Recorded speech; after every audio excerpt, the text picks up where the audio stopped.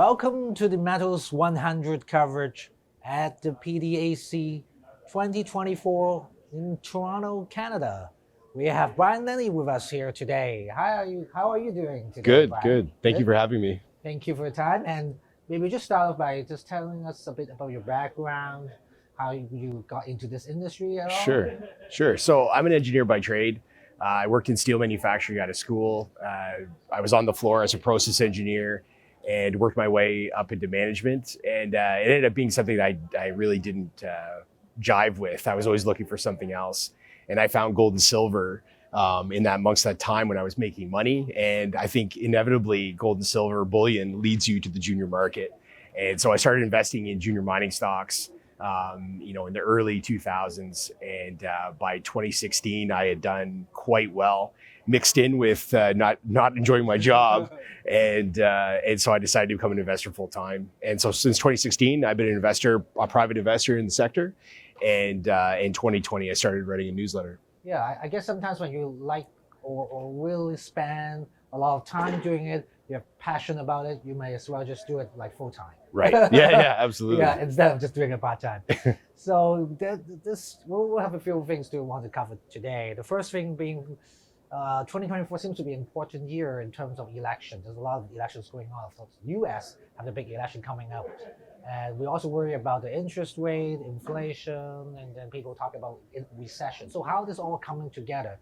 What's your thoughts about that recession? Are we potentially having that, or are we seeing a better market sentiments once the interest rate will be at peak and come falling? You're absolutely right. Like that seems to be the question. If you can figure out what's going to happen for the rest of the year, you're going to make good investments.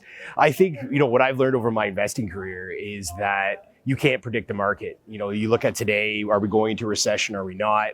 I think you could argue both sides of it. And it really depends on your bias, which way you're going to sway. For me as an investor, I try to buy things that are on sale, that are selling for less than they're worth, and not worrying too much about if I have to make money tomorrow. It's looking a year, let's say 2 years out.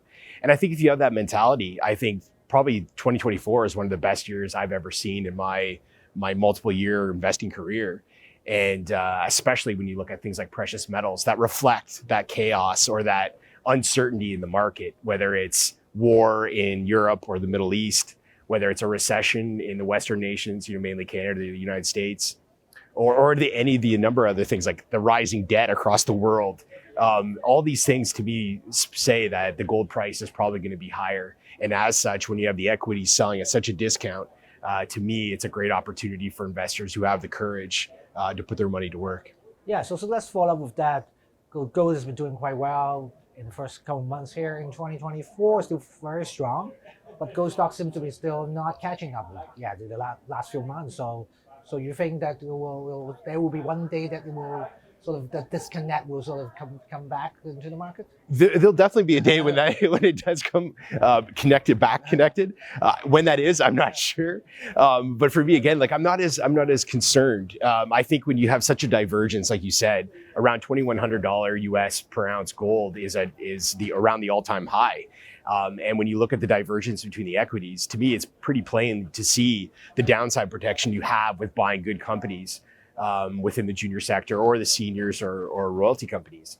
And so when you have that sort of downside protection, to me, that is the opportunity, and I'll let that play out. The other side to it is I think we are beginning to see some of the good companies rise to the top. They're starting to get share price appreciation for value they're creating within the company.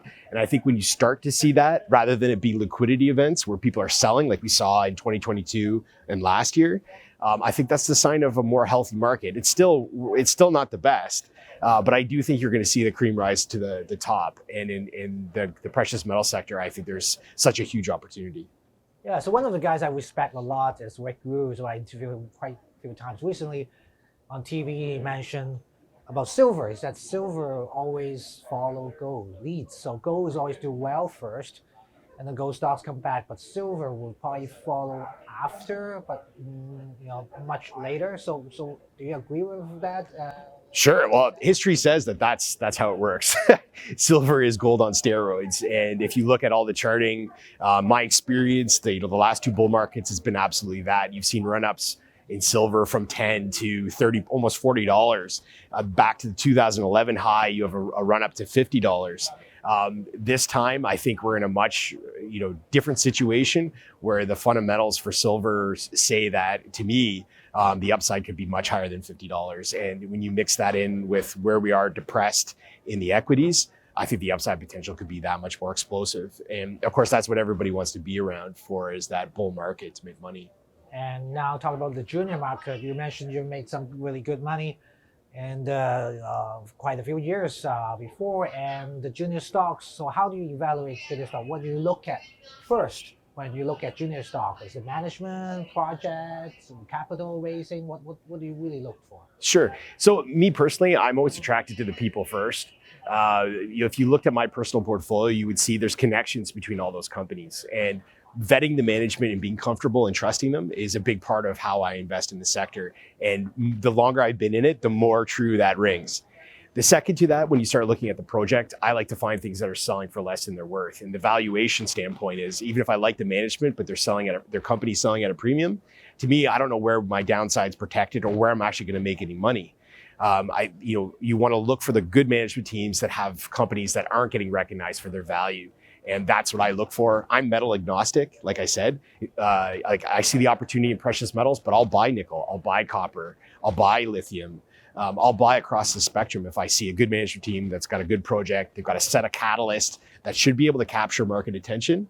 And capturing that market attention and getting share price recognition is such a big part of it. And that can happen even if you're not in a bull market. And of course, that's what we all strive for. Doesn't always happen, but that's what I look for. So let me put you on the hot seat right now with my final question here, is that what would be the one stock that you can think of that fits into the criteria that you just mentioned about? Sure.